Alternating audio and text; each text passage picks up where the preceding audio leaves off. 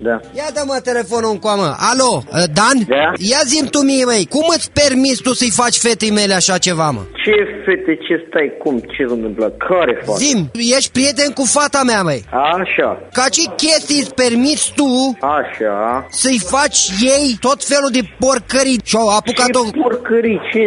Cum ce, băi? Pe cine ai pus tu, mă, să o suni pe ea, mă? Ce s-a întâmplat, să înțeleg și eu? Băi, cu mine să vorbești cu respect, da? Păi dar nu înțeleg nimic, ce s-a întâmplat, explicați-mi și mie. Ai pus pe cineva să-i dea un telefon ei. Eu?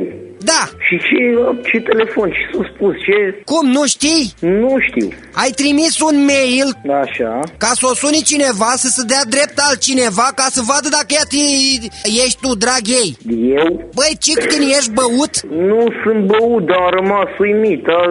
S-a întâmplat, n-am auzit așa ceva până acum. Ai trimis tu de pe internetul dracului care este un mesaj, nu știu cui, ca să o sune. Deci... Și să o păcălească, să zică că vrea să se întâlnească cu ea, să o facă pe fata mea că e bagaboantă. Eu unul n-am făcut așa ceva. Băi, deci se pot face multe treburi din astea, eu unul n-am făcut. Băi, băiete, bagă-ți mințile în cap că pun mâna pe tine și fulgi merg. Eu vă spun care-i treaba. Ești prieten cu fata mea. Așa. Ești prieten cu fata mea? Da. Ai pus pe unul, nu știu, mama naibii de unde spunea că e de la radio, Așa. să-i dea telefon, să-i facă nu știu ce. Deci asta putea să facă absolut oricine, nu neapărat eu. Băi, au vorbit acum cu un animal de la radio, cu unul, Giugaru, nu știu cum dracul cheamă. Nu știu, deci eu n-am nicio treabă. Eu v-am spus care-i treaba, nu s-a întâmplat.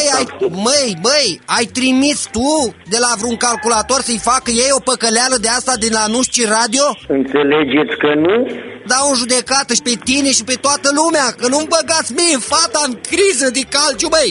Deci puteți să faceți ce vreți dumneavoastră, eu unul n-am făcut așa ceva, deci îmi pare foarte rău. Tu n-ai trimis niciun mail la Kiss FM să suni nebunul ăla de cum îl cheamă, să-i facă vreo păcăleală?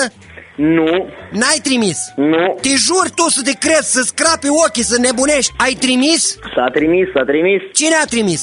Eu am trimis. Cu ce drept ai trimis tu să-i facă fata mea să plângă acum în casă? Plânge ea acum. Vin acum încoace să o liniștești că-ți rup gâtul. Iau un taxiu și vin imediat. O întreba ăla de ce înseamnă Now I'm Live on Kiss FM la urmă? Vai, mamă! Am mușcat-o și eu. Gabi Jugaru, sunt prietene. M-a speriat îngrozitor. Am auzit că tai că-ți ceva șmecheraș și, Doamne ferește, pune mâna pe mine, am pus-o.